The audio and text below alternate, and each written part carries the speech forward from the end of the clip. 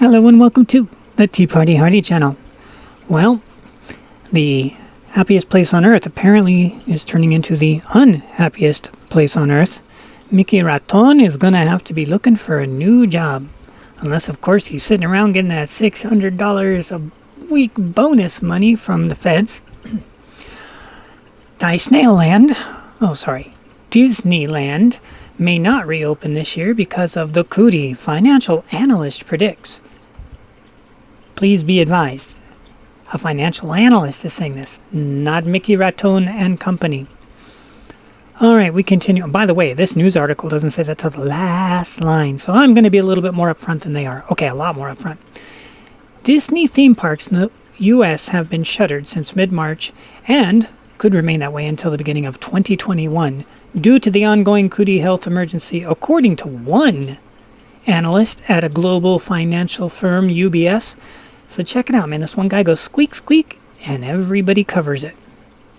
In a report released to clients Monday and obtained by several media outlets, everybody wants to hear that Mickey Raton is dying, including USA Today and the Los Angeles Times.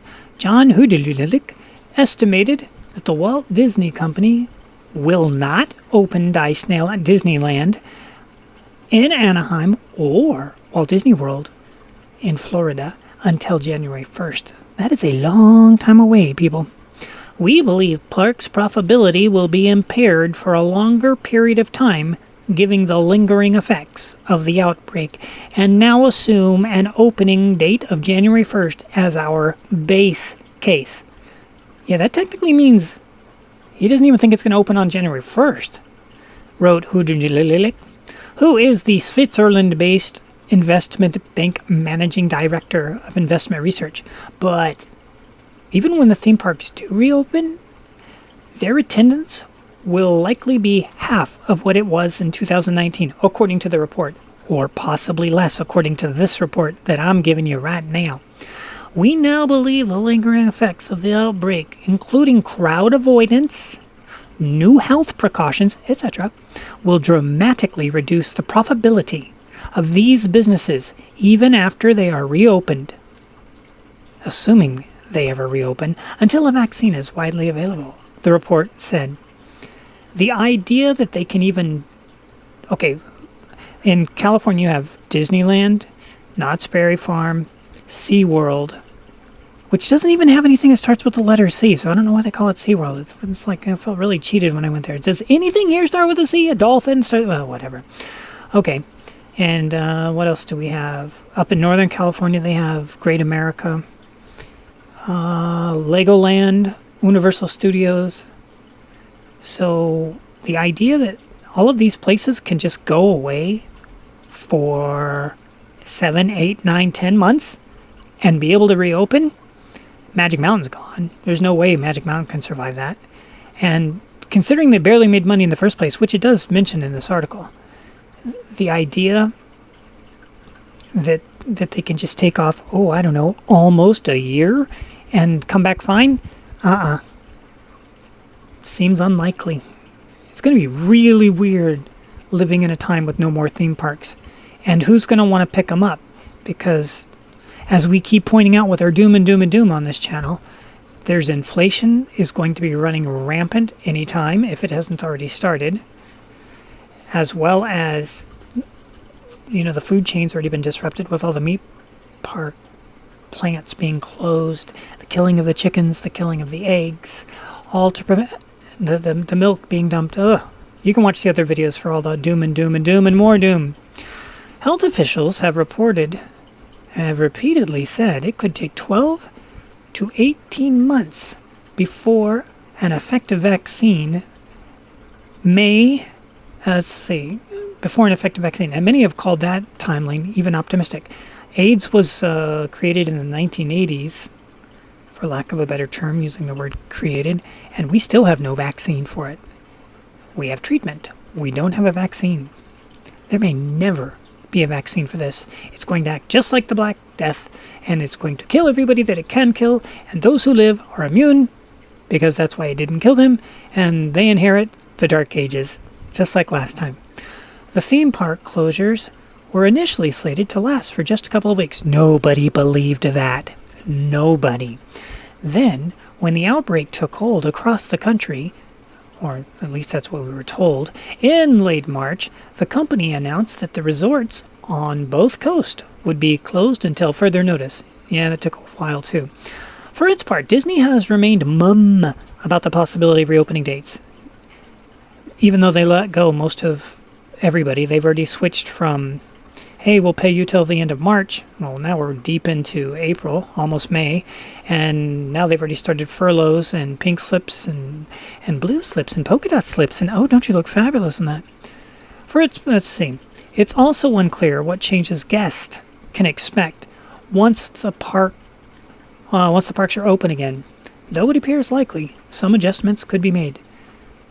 Jay, also known as Drunk 3PO, over at Park Hoppers, was doing a report saying he got a letter from Universal Studios that was a survey saying, hey, if we reopen, what would you like? How do you feel about this? How do you feel about that?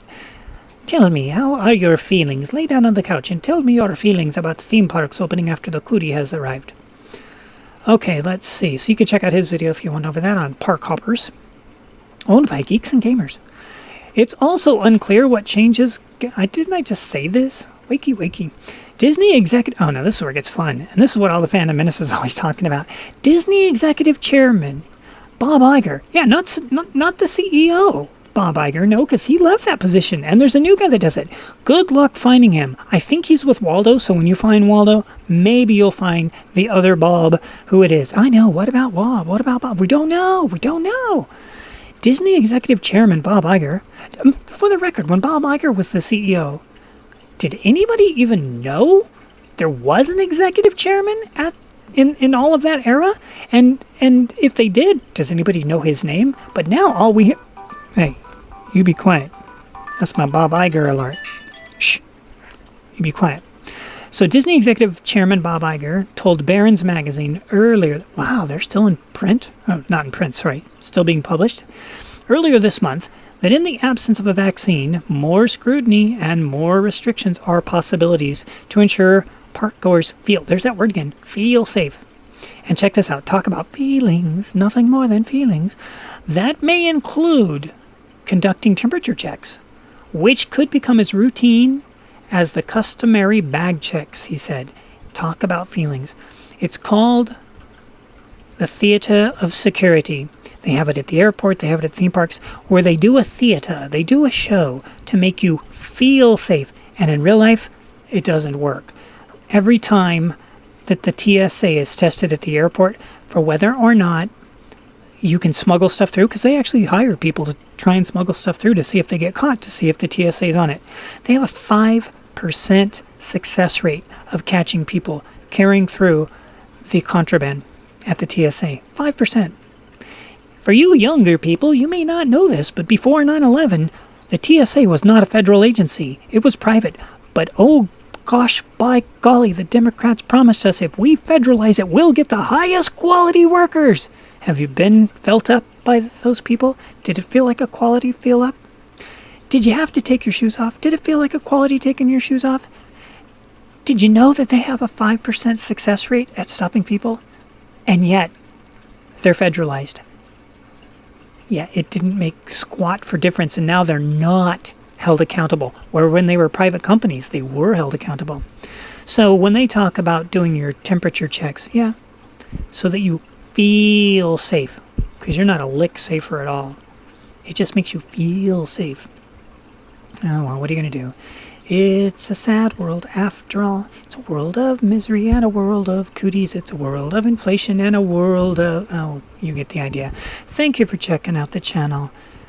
Let's see, we promised you some good news. The good news is Bob Iger's still making a paycheck. God bless him. It's not very big, according to the Phantom Menace, where they've reported that he's forsaken it. That one goes out to Hat Tip to Clownfish TV, that they've all taken drastic pay cuts. Well, good for them. All right. Thanks for watching. We will catch you in the future. Stay healthy out there. Stay safe.